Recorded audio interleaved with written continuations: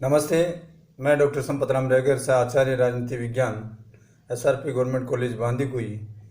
प्रिय विद्यार्थियों, आज हम BA पार्ट 3 के प्रश्न पत्र प्रथम पाश्चात्य प्रतिनिधि राजनीतिक विचारकों में हम आज मैकियावेली का अध्ययन करेंगे। मैकियावेली का जन्म 1469 में हुआ और 1527 में उनकी मृत्यु हुई। वो 58 वर्ष तक ही जीवित रहे। जीवन परिचय की बात करते हैं तो जीवन परिचय में मैकियावेली को इटली का चाणक्य कहा गया है। वो इस संदर्भ में कहा गया है कि प्राचीन भारतीय राजनीतिक चिंतन में अगर कूटनीति के संबंध में जो स्थान चाणक्य का है, उसी प्रकार से वह स्थान पाश्चात्य राजनीति के विचारक चिंतन में इटली के मैकियावेली का है। अतः मैकियावेली को इटली का चाणक्य कहा जाता है। इनका जन्म इटली के पुनर्जागरण आंदोलन में अग्रणीय फ्लोरेंस नगर के एक संपन्न परिवार में 1469 में हुआ। समुचित शिक्षा ग्रहण करने के बाद 25 वर्षों की आयु में उन्होंने अपने गणराज्य में गृह एवं विदेश कार्यालय में एक साधारण क्लर्क के रूप में नौकरी प्रारंभ की और 4 वर्षों के बाद वह उन्नति करते हुए वहाँ के द्वितीय उच्च पद पर वो पदोन्नति हुए। वहाँ के 1512 ईस्वी तक इस पद पर रहे। इस पद पर वो 1512 ईस्वी तक कार्य करते रहे। इस समय उसकी योग्यता से प्रभावित होकर उसे फ्लोरेंस राज्य का राजदूत बनाकर विशेष कार्य करने के लिए विदेशी राज्यों में भेजा गया। इससे उसे फ्रांस की लुई द्वादश पवित्र रोमन सम्राट के मैक्सिमिलियन प्रथम पोप जूलियस द्वितीय के दरबार में जाने का तथा वहाँ की कूटनीति के दावपेच और राजनीति षड्यंत्रों के अध्ययन करने का स्वर्णिम अवसर उस समय उनको मिला। 1512 ईस्वी में फ्लोरेंस के गणराज्य में प्रबल राजनीतिक परिवर्तन के साथ मैकियावेली के बुरे दिन भी आ गए थे। 1494 ईस्वी से पहले तक फ्लोरेंस में मेदिची नामक व्यापारी परिवार का शासन था और इस वर्ष फ्रेंच सेनाओं के आगमन पर यहाँ क्रांति हो गई और उस परिवार को फ्लोरेंस से निष्कासित होना पड़ा, यानी उस फ्लोरेंस को छोड़ना पड़ा। यहाँ फ्रांस की पक्षपाती सरकार सत्तारूढ़ हुई। यह 1512 ईस्वी तक शासन करती रही। मैकियावेली इस प्रकार कर्मचारी था और फ्रेंचों का प्रबल समर्थक था। 1512 ईस्वी में मेदिची परिवार के स्पेन के राजा के संयोग से पुनः फ्लोरेंस की शासन सत्ता अपने हाथों में ले ली और मैकियावेली को इस परिवार के शासन के विरुद्ध षड्यंत्र के संदेह में जेल की हवा खानी पड़ी, यानी उनको जेल भेज दिया गया। उनको लगा कि कहीं न कहीं मैकियावेली इस षड्यंत्र में हाथ है या षड्यंत्र में कार्य करते हैं, इस वजह से उनको जेल की हवा खानी पड़ी। लास्ट में मित्रों के प्रयत्न से जेल को उसको रिहा मिली। क्या उनके मित्रों ने जिस प्रकार से प्रयास किया, उनको जेल से रिहा करवा लिया गया, पर वह सार्वजनिक जीवन में कोई भाग नहीं लिया। इस प्रकार की उस समय कंडीशन रखी गई और अपने जीवन के शेष 15 वर्ष अपने कैसियानो नामक स्थान के फार्म में समाज सेवा और लेखन का कार्य करते हुए उन्होंने ये जो 15 साल का समय था उसको व्यतीत किया। अब हम बात करते हैं मैकियावेली की रचनाओं की।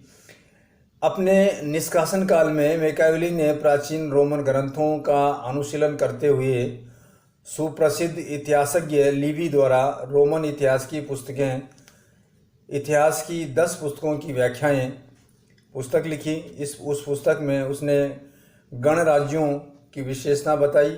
इस समय उसने अपने प्रसिद्ध पुस्तक जो 1513 में लिखी थी द प्रिंस की रचना की। प्रिंस लिखने का उद्देश्य मेदिची नरेश को अपने पक्ष में करना था, परंतु उसके इस उद्देश्य को सफल नहीं हुआ या उसकी पूर्ति नहीं हुई। मैकियावेली की अन्य 2 पुस्तकें भी हैं, जिसमें पहली पुस्तक है युद्ध की कला the art of war Florence का इतिहास, हिस्ट्री ऑफ फ्लोरेंस, ये दो की पुस्तकें भी मिलती हैं। उसके ग्रंथों में प्रिंस पुस्तक सबसे अधिक महत्वपूर्ण है। यानी मैकियावेली ने जो पुस्तकें लिखी हैं उन पुस्तकों में सबसे महत्वपूर्ण पुस्तक प्रिंस है। यह है, इसके कुल 26 अध्याय यानी अध्यायों में विभक्त है और अध्ययन करने की सुविधा से इनको 3 भागों में विभक्त किया गया है। इनमें जो अंतिम और तीसरा भाग है वो सबसे महत्वपूर्ण भाग है। इस भाग में उन्होंने अपने राजनीतिक दर्शन की विशद व्याख्या की है, यानी विस्तृत व्याख्या की है, और राजा को नीति संबंधी शिक्षाएं भी उसमें दी गई हैं।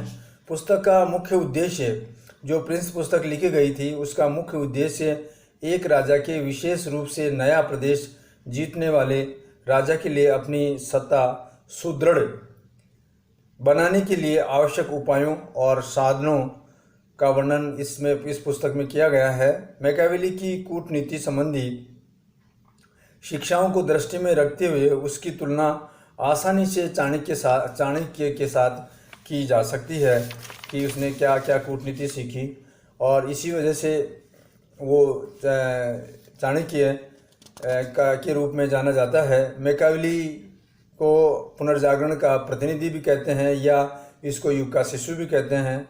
प्राय ये देखा जाता है कि प्रत्येक प्रतिभा संपन्न और अध्ययनशील विचारक अपने युग का शिशु होता है। ये जनरल सी बात है, ये सामान्य सी बात है। हम अगर मैकियावेली को क्यों लेके चले, अगर कोई भी प्रतिभावान व्यक्ति होता है और अध्ययनशील रहता है तो वो उस युग का शिशु कहलाता है।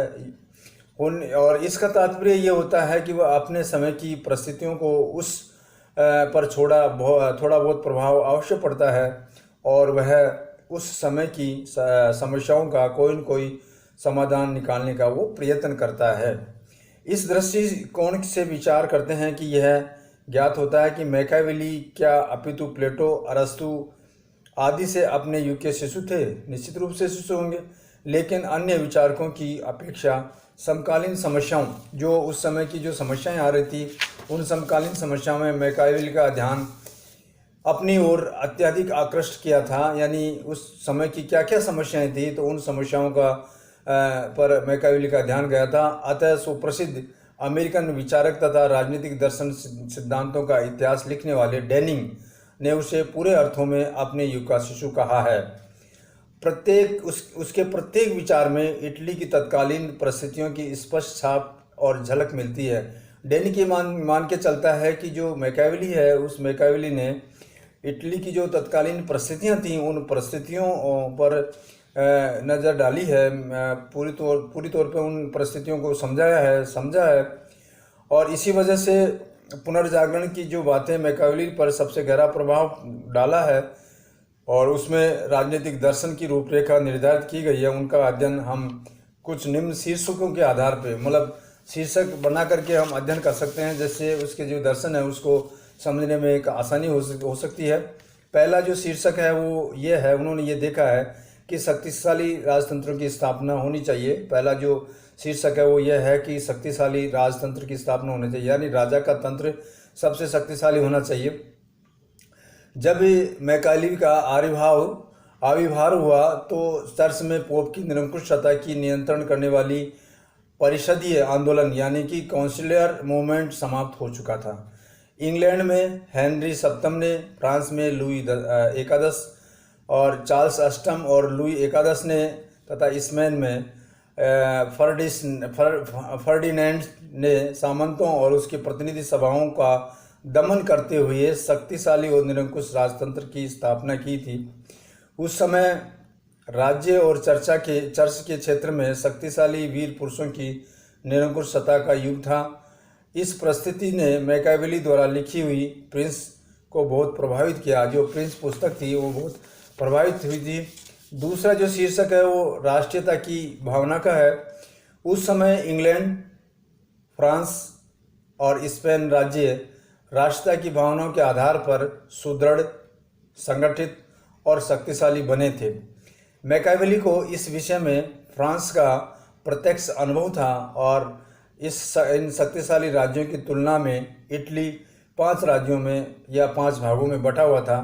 5 भागों इस प्रकार से थे। दक्षिण में नेपलस राज्य था, मध्य इटली में रोमन चर्च का प्रदेश था, और तीसरा मिलान की डच थी, और चौथा वेनिस, और पांचवा फ्लोरेंस। इस प्रकार से गणराज्य थे। मैकियावेली इन सभी राज्यों का एकीकरण फ्रांस की भांति एक राष्ट्रीय राजा यानी नेशनल मोनार्च की अध्यक्षता में करना चाहता था, यानी कि इनका एकीकरण हो तो इस प्रकार से होना चाहिए। प्रिंस के अंतिम अध्याय में उसने इटली की दुर्दशा पर आंसू बहाते हुए मेडिची घराने में गुइलियानो से यह आशा प्रकट की कि वह इटली का एकीकरण करे, यानी जो 5 भागों में बटा हुआ है उसको एक करे, और मूसों की भांति उसे विदेशी बर्बरताओं की दास्ता से मुक्त करेगा। किंतु उसका ये मनोवांछित कार्य 350 वर्षों बाद 19वीं शताब्दी के उत्तरार्ध में काउर और गैरिबाल्डी ने पूरा किया। उस समय पोप इटली के एकीकरण का विरोधी था और वह अपनी सत्ता सुदृढ़ करने के लिए इटली विदेशी राजाओं और सेनाओं को बुला रहा था। 1494 ईस्वी में मैकियावेली ने के सरकारी नौकरी में प्रवेश के साथ फ्रांस के राजा चार्ल्स अष्टम का इटली पर आक्रमण हुआ और उसकी मातृभूमि फ्रांस, स्पेन और जर्मनी के आपसी झगड़ों का अखाड़ा बन गई। इस समय इटली के छोटे छोटे राज्य अपनी रक्षा मुख्य रूप से कूटनीति एवं कपट के साधनों से कर सकते थे। मैकियावेली के कार्यकाल यानी मैकियावेली ने जो का कार्यकाल माना जाता है वो 1498 से लेकर के 1512 ईस्वी के यानी 14 वर्षों तक कूटनीति पराकाष्ठा पर पहुंच गई थी और उसकी रचनाओं के प्रत्येक पृष्ठ पर उसका प्रत्यक्ष प्रभाव दृष्टिगोचर होता है। तीसरा जो शीर्षक है वह पुनर्जागरण का है, रेनेसांस का है। यह आंदोलन यूरोप में इटली से और इटली में मैकियावेली की मातृभूमि फ्लोरेंस से प्रारंभ हुआ था। इसके कारण कला, दर्शन और विज्ञान के क्षेत्र में मध्यकालीन आदर्शों का परित्याग करके यूनानी के साथ साथ में रोमन के आदर्शों को अपनाया जा रहा था और धर्म तथा नैतिकता के क्षेत्र में भी यही दशा थी। इस समय के इस बौद्धिक आंदोलन की विशेषता थी कि मध्यकालीन के विचारकों से मुक्ति पाना। मैकियावेली ने इस बौद्धिक स्वतंत्रता के कारण मध्य युग के धार्मिक और नैतिक विचारों की मर्यादा के ऊपर उठते हुए प्राचीन रोमन ऐतिहासिक का अध्ययन करके उदाहरणों से अपने सिद्धांतों की पुष्टि की और अपने निराले विचार लोगों के सामने रखे। इस प्रकार हम देखते हैं कि डैनिक का ये कथन अक्षरतः सत्य है कि वह प्रतिभा संपन्न फ्लोरेंस वासी यानी मैकियावेली वास्तविक अर्थों में अपने युग का शिशु था। धन्यवाद।